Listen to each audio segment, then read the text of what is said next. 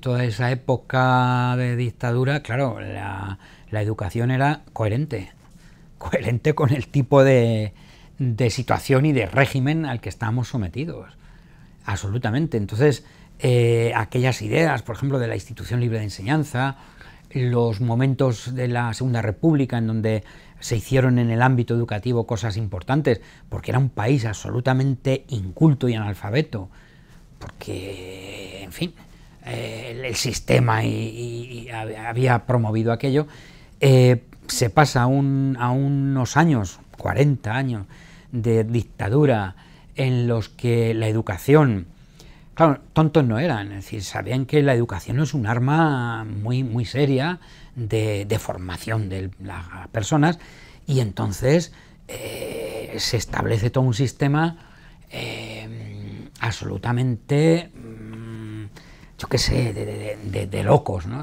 En donde, pues al principio de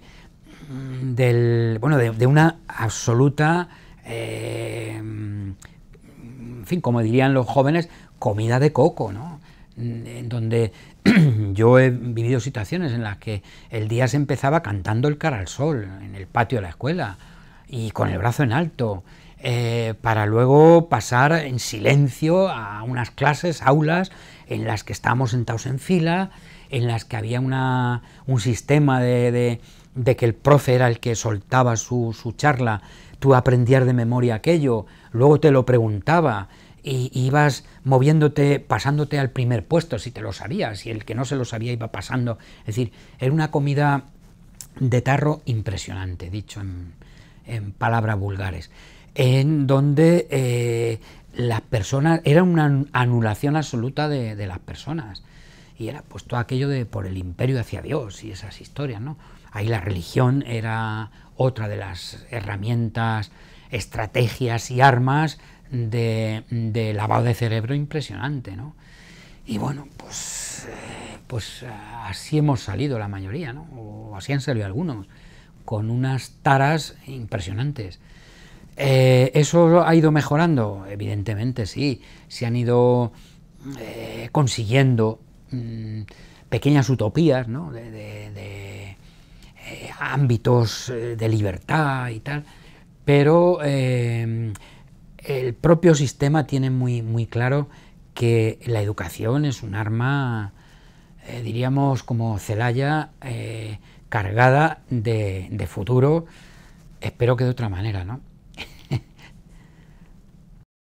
En muchas personas, todavía de cierta edad, lógicamente quedan muchos resquicios de esa educación nacional católica, claro. Hay mucha gente joven que afortunadamente ha nacido en un periodo ya más democrático, pero es verdad que todavía hay instituciones, y el propio sistema educativo desde el punto de vista institucional todavía arrastra muchas de esas, no todo, pero ahí hay una especie de currículum oculto, ¿no? de hábitos que han ido quedando, y yo qué sé, sobre todo en cuestiones, por ejemplo, metodológicas, ¿no? Todavía, es que es todavía en el siglo XXI, haya aulas de 4 paredes con sillas así en fila, en donde incluso hay hasta poca luz natural, en donde todavía la forma de enseñar y aprender sea básicamente echando mano de la memoria, de ese profesor que llega y suelta su historia, su rollo, su no sé qué, y niño, apréndete esto y tal. Y eso ahora se ayuda, o se va a ayudar, con la nueva ley de educación, que ya se ha aprobado, y que el próximo curso entra en vigor, y que en buena medida, no digo que sea una ley franquista, desde luego, pero sí tiene retazos de un sistema rancio y nacional católico, absolutamente. Por ejemplo, la religión vuelve a ser una asignatura con peso en la nota, frente a lo cívico. Es decir, bueno, hacen ahí, ¿por qué no frente a las matemáticas? Yo qué sé. Entre otras cosas, ¿por qué la religión en la escuela? Claro. Si se habla de un Estado que supuestamente no es no es confesional y estas cosas que nos cuentan y nos dicen. Juegan con ese resquicio que nos queda todavía de esa educación rancia, en la que la familia, por ejemplo, ese concepto de familia era fundamental dentro del ámbito ese religioso, y de eso se aprovechan, efectivamente. Fue algo que tuvo que suceder, porque tuvo que suceder, era cambiar de un sistema a otro, y tarde o temprano eso tendría que llegar. El problema, creo yo, es que se ha prolongado demasiado la transición. Estos días, con estos acontecimientos que están pasando de la abdicación y todo esto, claro, se están planteando muchas cuestiones. Yo creo que la situación actual, independientemente de muchas otras cosas, el que se pueda hablar y se pueda preguntar incluso a todos los españoles y españolas de si queremos de monarquía o república, me parece que no es ninguna cosa baladí. Lógicamente no estamos viviendo el momento que se vivió, yo que sé, en la Segunda República, por ahí, que todo aquello desencadenó luego una guerra civil y tal. Yo creo que no. Hoy en día somos, creo, bastante civilizados para no establecer una guerra, porque sería terrible, claro. Pero, sin embargo, creo que estamos educados, en fin, ponle comillas si quieres, para poder decidir muy bien lo que queremos o no queremos. Seguramente a muchos sectores no les interesa determinadas cuestiones de este tipo, pero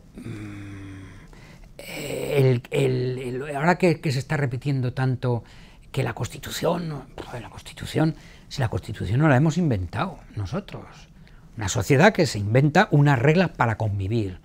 Bueno, pues como una comunidad de vecinos se establece una serie de reglas para llevarse bien. Porque no se puede cambiar. ¿Quién ha dicho eso? ¿Dónde está escrito eso? Pues vamos a cambiarla y vamos a adecuarla.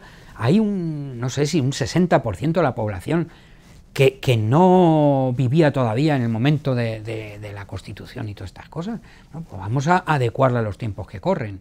Y eso conlleva muchas cuestiones de tipo social, ideológicas, educativas, etcétera, etcétera. Seguramente no interesa, pues porque, mira, sea la desafección de los políticos con respecto a la clase política.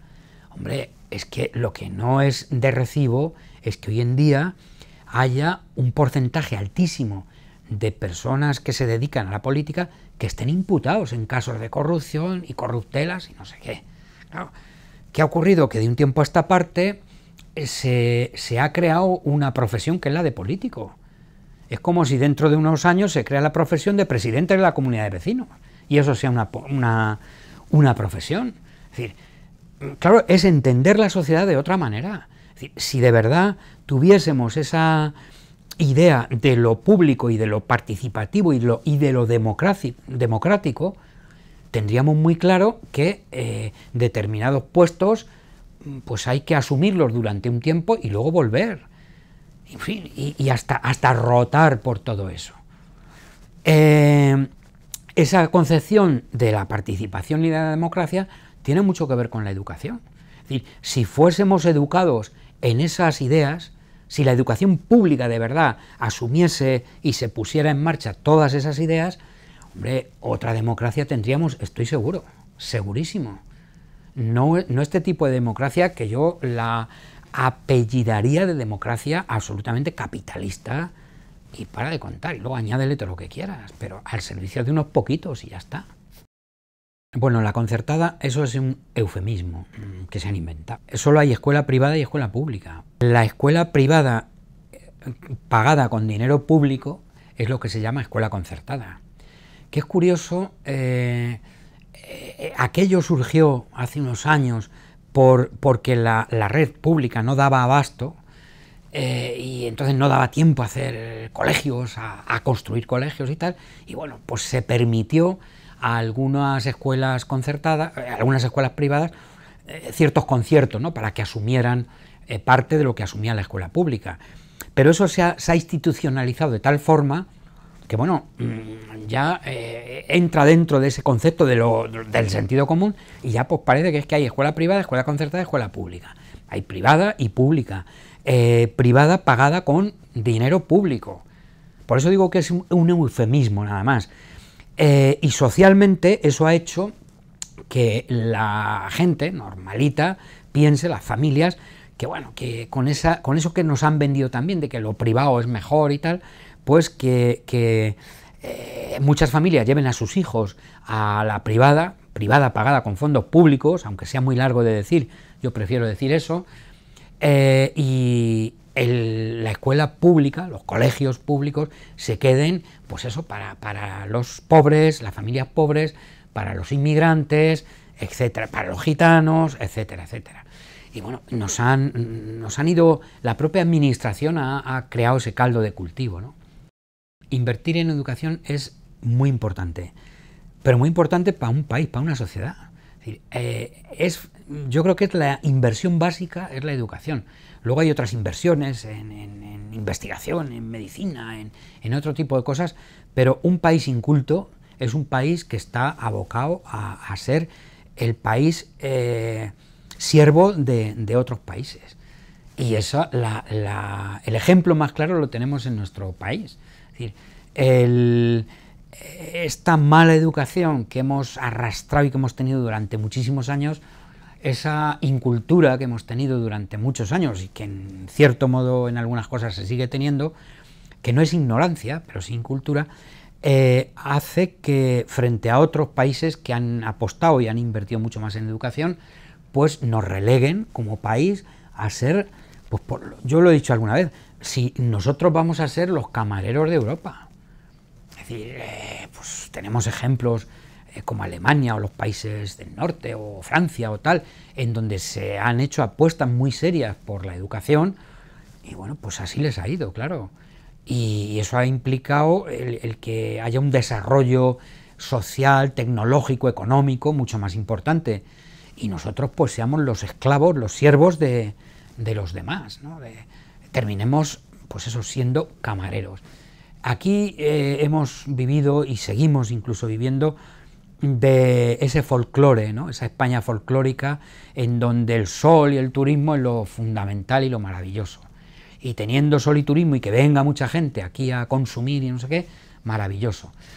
Pero no se ha hecho una apuesta seria por la educación. El país que no invierte en educación es un país pobre social y culturalmente. Y saldrá adelante de una forma muy precaria, como está ocurriendo, claro. Hay en las empresas y en muchos sitios, incluso en el ámbito educativo, dirección o secciones o departamentos de recursos humanos. Eso me parece muy triste, que los humanos terminemos siendo recursos. Es decir, los recursos, yo creo, y lo tengo escrito por ahí, es la capacidad que tenemos las personas de establecer estrategias. Esos son los recursos, es una capacidad nuestra para hacer cosas. Recursos materiales, fenomenal, hay recursos materiales que yo utilizo como persona, pero no, yo creo que no debemos contraponer recursos humanos frente a recursos materiales, porque los humanos no somos recursos, somos personas y punto. Somos animales, somos humanos o lo que quieras, pero no somos recursos. Recursos es una capacidad de actuar, diría yo. Se ha perdido mucho profesorado con esto de los recortes. Se dice se han perdido recursos humanos. Bueno, vamos a olvidarnos de ese concepto, pero es verdad que el deterioro de profesorado, sobre todo en la enseñanza pública, es tremendo. Claro, ahí hay un arma de doble filo. Cuando un colegio que antes funcionaba bastante bien, colegio público, un instituto, con, no sé, con 30 personas, 30 personas de plantilla, entre maestros y maestras, y de pronto se queda reducido a 21 y sigue funcionando, la administración, que no es tonta, dice, mira, si sigue funcionando. Lo que no dice, oiga, es que ahora antes había, yo qué sé, 25 niños y niñas en el aula, ahora hay 30.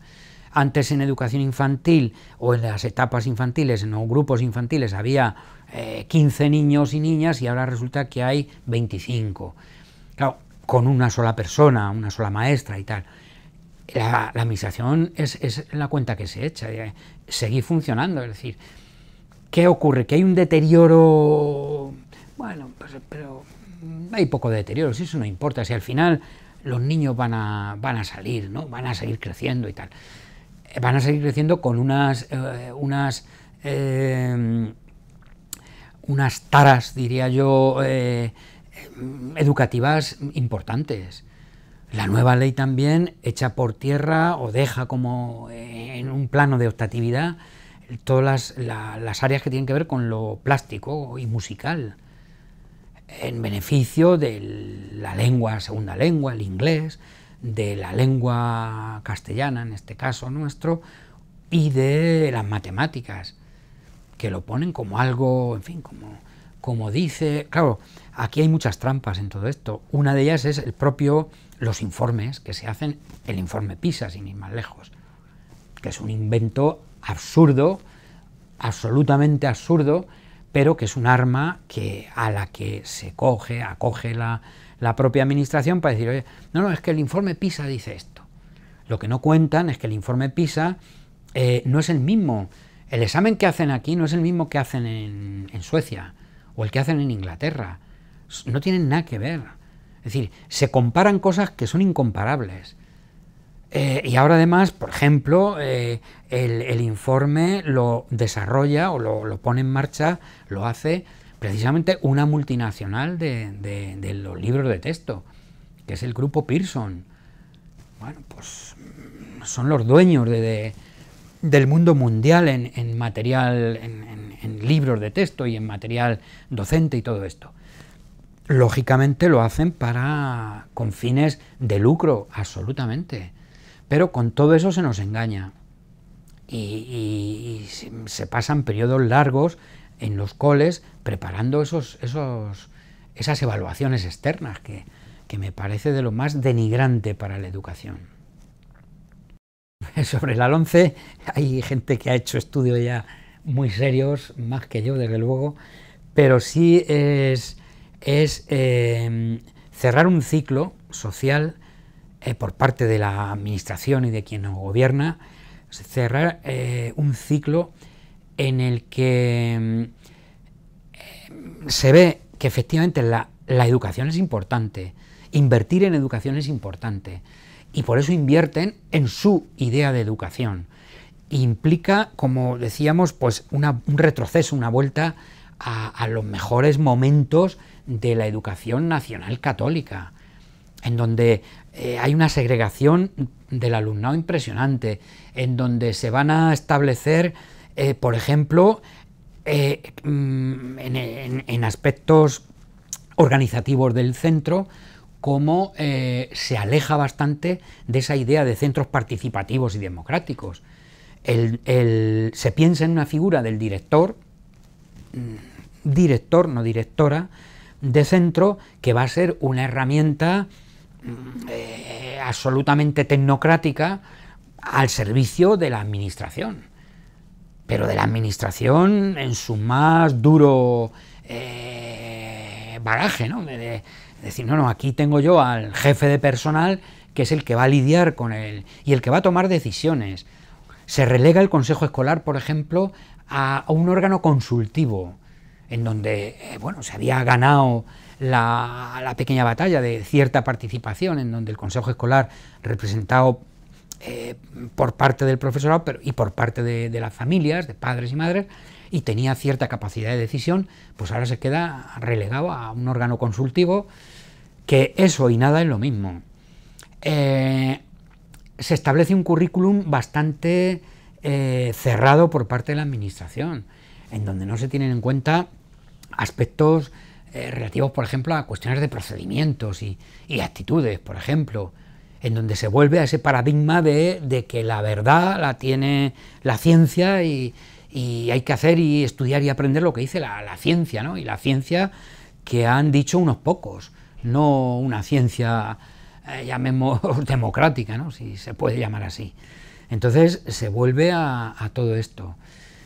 Lo malo de esto es que, y lo triste sobre todo, es que hay algunos profesionales de la educación que les parece maravilloso, que les parece bien. Y no digamos ya familias, ¿no? Ahora vamos aquí de verdad a... Eso es muy triste y contra eso pues habrá que luchar por todos los medios y de la forma que podamos, ¿no? Enlazando un poco con lo que decíamos antes, de retazos que quedan de esa educación nacional católica y no sé qué, otro invento de aquellos, y que se retoma ahora, es precisamente todo ese sistema de reválidas, ¿no? Ya se está experimentando con las pruebas que se están haciendo, pero eso no deja de ser una serie de obstáculos que se ponen en el currículum, en la carrera que sigue una persona, un niño o una niña, desde que empieza a estudiar, pues una serie de obstáculos. Esos obstáculos son esas pruebas, esas reválidas, que se implantan, o se han empezado a implantar, y que van a terminar con el beneplácito de la nueva ley, sobre todo en pruebas externas. Pruebas externas que van a hacer empresas privadas que se dedican a eso, y que bueno, van a evaluar, porque son nacionales, van a ser nacionales, a un niño de un pueblo de Andalucía, un pueblo de Castilla, con un pueblo, yo que sé, del País Vasco. Bueno, pues ¿eso es bueno o es malo? A mí me parece que es una forma, vamos, a mí me parece que es malo, no me voy a andar con rodeos, pero es una forma de obstaculizar la carrera de cualquier persona en beneficio de unos pocos, que son los que sí van a poder, pues porque por su nivel adquisitivo van a poder disponer de herramientas, de bibliotecas, de enlaces a no sé qué páginas y a no sé qué sitios, van a poder estar mucho más al tanto de determinados conocimientos o adquisición de conocimientos, frente a otros que la escuela pública podría suministrar aquello y seguramente no se lo va a poder suministrar, y se va a empezar a hacer una criba muy clara entre listos y no listos, o listos y tontos, como se venía haciendo hace mucho tiempo.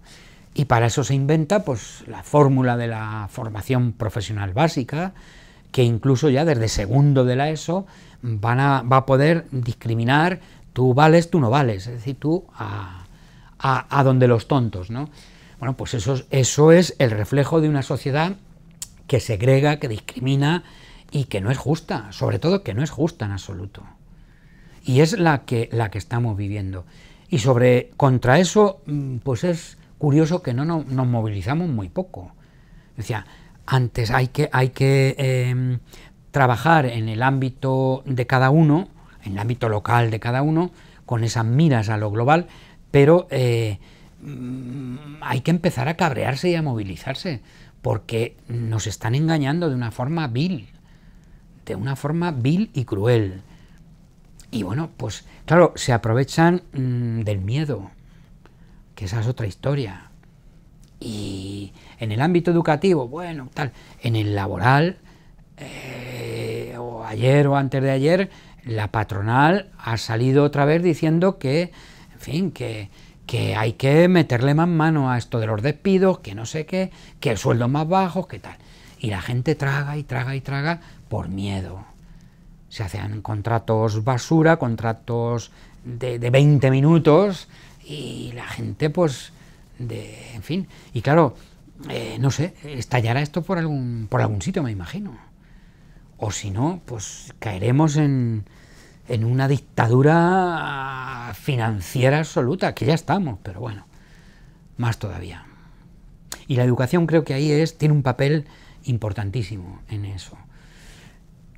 Y muy duro, porque a quien primero hay que convencer en algún caso es al propio profesional, al propio docente, de que esto tiene que ir por otros derroteros, y el trabajo con el propio profesorado es difícil, no es así. No todos los profesionales de la educación están convencidos de que la pública es lo mejor. De hecho, muchos llevan a sus hijos a la escuela privada. Las paradojas de la vida, ¿no? Quien diseña esto, que yo estoy seguro que esto responde a un diseño, en fin, llámale neoliberal, capitalista o como sea, pero al diseño de unos pocos que quieren mantener la hegemonía del mundo mundial y todo esto, quien diseña esto tiene muy claro lo que quiere. A veces yo creo que los gobiernos, ni más ni menos, van a terminar o están siendo puros mandos intermedios que, bueno, que ejecutan lo que otros han pensado, ¿no? Y poco más. Entonces, por eso este tipo de democracias representativas, pues no son democracias reales, ni mucho menos. Y menos la nuestra, que es, en fin, es representativa y además es una monarquía, democracia monárquica o no sé qué, es decir, ahí se han intentado encajar conceptos, no sé, absurdos, medievales y yo qué sé. La formación profesional en nuestro país arrastra desde hace mucho tiempo y como, en fin, de toda esta historia de tipo de educación que hemos ido teniendo, arrastra un estigma que es el de que a la formación profesional iban los tontos, los necios, los que no sabían, etcétera, etcétera. En definitiva, iban los pobres. No nos engañemos.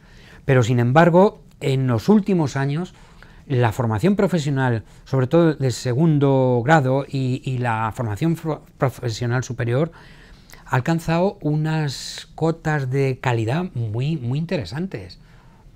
Hay módulos absolutamente profesionalizantes y que ha supuesto el lanzamiento de muchos profesionales y buenos profesionales. Y ha alcanzado unas cotas, ya digo, de calidad importantes. ¿Qué ocurre ahora? Volvemos otra vez a la antigua ley, al antiguo sistema. Se establece una formación básica profesional para los tontos. Claro, el sentido que yo decía antes de escuela pública implica la inclusión de todas las personas, implica el que nadie se quede atrás, pero no el que todos vayan al mismo tiempo, que es otra historia. El que nadie se quede atrás quiere decir que tú tienes que ayudar, que facilitar a aquellas personas que por los motivos que sean, pues aprenden de otra manera, van más lentos, tienen no sé qué tipo de problemática y tal, pero no los expulses del sistema. ¿Para qué? Para mano de obra barata, esto no nos sirve, esto tal. Claro, es una idea y un concepto muy, muy, muy distinto al que en este último tiempo se venía viendo que la formación profesional pues cumplía una función muy importante de formar verdaderos profesionales. Y se vuelve otra vez, yo creo, a eso, al cajón para los tontos, ¿no? Y ya está. Entonces, ya veremos, a ver qué pasa, pero me da muy mala espina, porque eso es el verdadero fracaso escolar. Pero el verdadero fracaso escolar es el fracaso de la sociedad y de el propio sistema, no del niño que repite y lo apartan del redil, ¿no? Ese es el fracaso escolar. Un concepto de educación pública en este sentido, en el del que hemos hablado, desde luego el fracaso escolar no aparecería por ningún lado, porque precisamente no habría fracaso escolar. En fin, tenemos unas prisas enormes por todo en nuestra vida diaria, pero claro, eso es lo que ya Moles hablaba, Abraham Moles, del aprendizaje, el puzzle, ¿no? Los niños hoy en día tienen la sensación, y bueno, y hay casos de verdaderas historias de ansiedad, ¿no? Es que un niño pequeño, tú le haces una foto y lo inmediato que dices, a verla, ¿no? Porque sabe que eso es inmediato, que la ve inmediatamente. Antes, cuando había que llevar a revelar el carrete y tal, pues tardabas una semana, un mes en ver aquella foto. Pero claro, y esto implica que en el ámbito educativo también se quiera correr un montón. Estamos echando carreras, ¿no? Hay un maestro que te dice, no, yo ya voy en Navidad, ya voy casi por la mitad del libro, y luego ya en el segundo lo acabamos y luego ya hacemos un repaso. Es decir, el elogio de la lentitud, como dice un colega, y ha escrito un libro sobre eso, el que se vaya al ritmo que marque cada persona en su aprendizaje. Eso es fundamental. No ir corriendo, pero es que eso es algo que ya consustancial en nuestras sociedades, ¿no? Ya no la velocidad en el auto, ¿no? En la velocidad en todo, en que has comprado un ordenador y a los 2 meses estás diciendo que es muy lento. ¡Joder, esto qué lento es! La inmediatez de las cosas. Pero a eso se nos ha adiestrado también. Hay anuncios que te dicen, quiérelo pronto, quiérelo ya, tal, no sé qué, y te están incitando a esa inmediatez, ¿no? Y bueno, yo creo que la buena educación es la educación que organiza el tiempo en función de las personas. Y eso implica a veces ir más lentos, pararse a contemplar las cosas, y bueno, pues es algo que básico me parece, y que tendría que estar, pero vamos, formando parte del currículum. Yo a veces lo digo, vamos a 5 minutos para mirar a nuestro alrededor, para mirar más allá, para mirar por la ventana, para, yo qué sé, sin correr, sin prisa, 5 minutos para mirar al otro. Decir, oye, que te estoy mirando, que mírame tú, que te puedo tocar, que me puedes tocar, que no sé, ese contacto y eso, porque si no vamos abocados a la nada, que dirían los existencialistas, ¿no? Bueno, sí, muchas redes sociales, mucho Facebook, mucho no sé qué, pero estás más solo que la una, ¿no? Por muchos 2000 amigos que tengas en no sé dónde, pero el día que te caes para levantarte, ¿quién está allí, ¿no? Entonces yo creo que esas cosas hay que cuidarlas muchísimo en el ámbito educativo. Es un poco el papel, sobre todo de las madres. Las madres cuidan a su hijo, lo miman, lo acarician, pues la educación tendría que ser un poco eso, ¿no?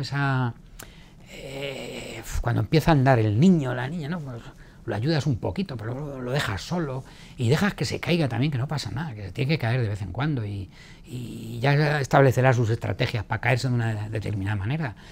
La educación creo que tendría que ser un poquito de todo esto. Hombre, recuerdo de mi infancia el campo, como decía, ¿no? Esas eras, esos paseos al lado del río y de los molinos y tal, y el irnos con la bicicleta pues por ahí, y caernos también y hacernos polvo en las rodillas, pues todas esas cosas, el estar, yo en general he tenido muy malos profesores, muy malos maestros en general, porque era lo que había, pero no recuerdo desgraciadamente a ninguno que dijera, oye, se salva fulanito, menganito, aquella maestra que tuve. No, precisamente no los recuerdo como buenos profesores, pero sí recuerdo el entorno y la posibilidad absolutamente intuitiva que fuimos teniendo un grupo de amigos, y nos dio por hacer teatro, y nos dio por hacer un grupo musical, y nos dio por un montón de cosas de forma absolutamente intuitiva y natural, no por culpa de nadie. Pero bueno, y de eso fuimos aprendiendo mucho. Y no sé, pues esos son unos recuerdos que yo creo que en el fondo me han marcado, porque a pesar de tener una profesora de literatura que jamás nos enseñó a leer, nosotros leíamos. A lo mejor era el método, es decir, no os enseño a leer, a ver si sois capaces de leer vosotros, no lo sé, pero nosotros leíamos y cuando descubrimos el teatro y hacíamos teatro con 15, 16 años, implicaba leer. Y nos devorábamos los libros, íbamos a la biblioteca y luego venía alguien de fuera, de los que habían ido a vendimiar a Francia, y nos traía, yo recuerdo, una antología de León Felipe, que es uno de mis poetas favoritos, que estaba prohibida en España, de la editorial Losada, Argentina, y nos la trajo a escondidas y devorábamos a León Felipe, a veces sin entender, joder, no sé qué querrá decir, pero qué bonito es esto, ¿no? Bueno, pues esos recuerdos sí que los tengo, ¿no? Y me han hecho seguramente, no sé si ser como soy, pero bueno, sí, quizá, hombre, tenía un referente que era mi madre, que era una lectora seria, que le gustaba mucho la poesía. Mi padre leía algo menos, porque trabajaba más, era el que trabajaba, ¿no? Pero bueno, quizá ahí la vena esa era familiar, no no me la dio la escuela, desgraciadamente, ¿no? Y me la dio pues el ambiente, los amigos y el entorno. El entorno que, como digo, era el que nosotros nos creábamos, las imágenes eran nuestras. Esas imágenes que yo tengo del sol manchego del atardecer, me las he creado yo, no me las ha hecho una tele, ¿no? Me las ha puesto, y eso creo que es fundamental. Pues eso recuerdo, ¿no? De mi infancia. Hay ganas de aprender, porque sigo con ganas de aprender cosas, porque hay cosas que no sé y me gustaría saber. Yo creo que no he perdido, la capacidad de entusiasmo y de admiración por cosas. A mí me entusiasman todavía muchas cosas, y lo que sea, ¿no? Lo que está haciendo alguien, lo que veo por la calle, y me paro a veces digo, bueno, debe ser la edad, que ya pues me voy a tener que ir a una obra a ver cómo... Pero no, es decir, hay cosas que todavía me entusiasman. Y yo creo que el día que pierda eso, mal vamos. Ese día apaga y vámonos, ¿no? Me voy de maestro, ¿no? Porque yo todavía, y eso me sigue pasando en clase, si ese día no me río, o no hago que se rían, o no me entusiasmo por algo de la clase, mal asunto. Es que empiezo a flaquear, y entonces tendría que dejar de dar clase, porque no sabría hacer otra cosa, ¿no? O sea, hay otra cosa. Es decir, si de mi madre quizá he recibido ese afán por la lectura, la poesía, que también escribo poesías y cosas de estas, de mi padre el buen humor. Claro, se murió, era yo muy joven, pero era un cachondo, era un tío gracioso, no sé, y eso creo me ha dado a mí también en la vida cierta madurez y relativizar mucho las cosas. Yo, pues tengo fama, ¿verdad?, de ser el graciosillo, ¿no?, el que dice la chorrada en el momento tal, en el momento cual, pero es una forma, yo creo, optimista de ver la vida, ¿no? Es que si no, con lo que nos rodea de verdad es para morirse, ¿no? Y bueno, y ante todo está uno, es decir, la calidad, la caridad, la cantidad empieza por uno mismo. Y si tú eres feliz y tal, vas a irradiar felicidad. Si eres un amargado, pues lo que vas a irradiar es amargura por todos lados, ¿no? Entonces, yo creo que un maestro, una maestra, lo primero es que tienen que ser felices. Tienen que ser ellos mismos, lo primero. Y a partir de ahí ser felices.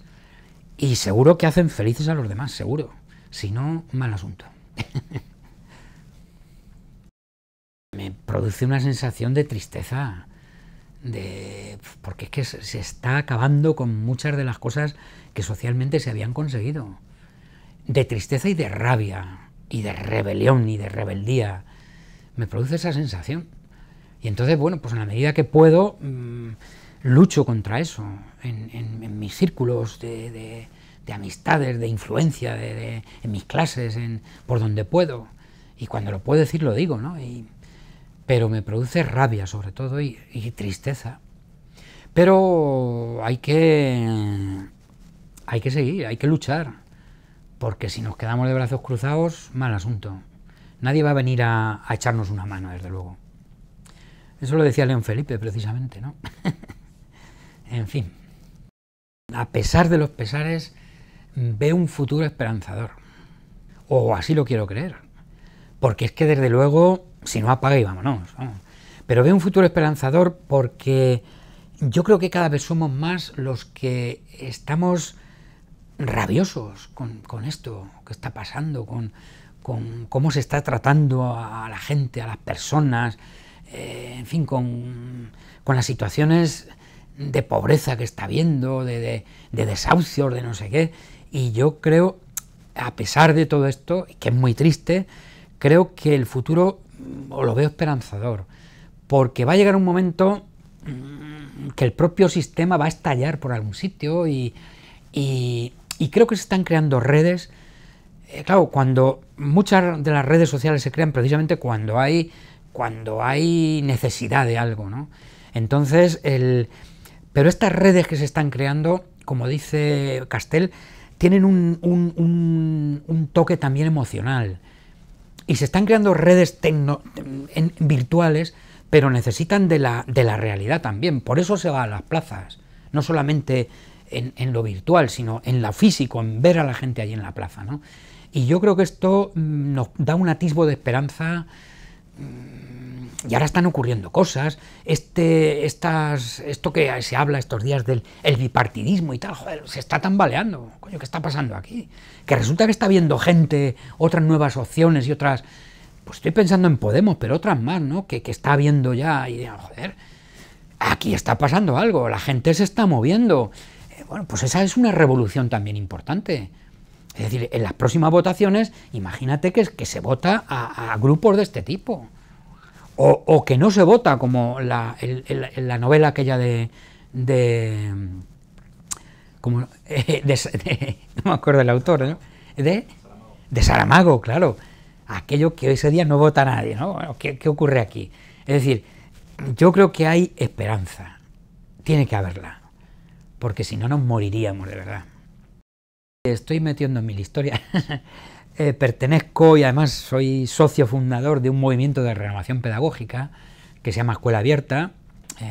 Se inició en Getafe y sigue vivo ahí en Getafe. Somos poquitos, pero todavía dando caña.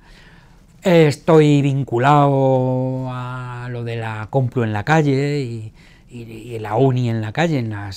Dimos clase en la calle en los dos momentos que se hizo aquello. Colaboro con algunos grupos de movimientos sociales que me llaman o a veces para colaborar.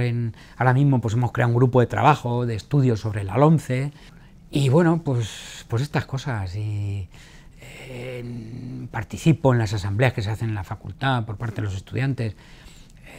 Estamos algún profesor más, no yo solo, con un grupo pequeño de estudiantes, que no es muy grande, pero bueno, siguen ahí.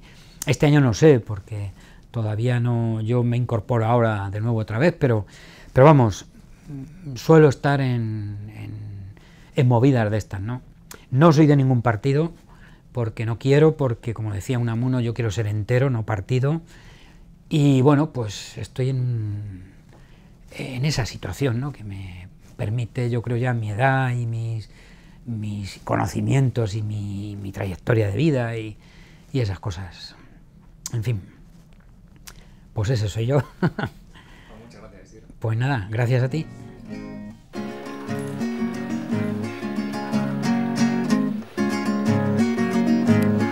Por mi mala cabeza yo me puse a escribir, otro por mucho menos hace guardia civil. Por mi mala cabeza yo me puse a escribir, otro por mucho menos hace guardia civil.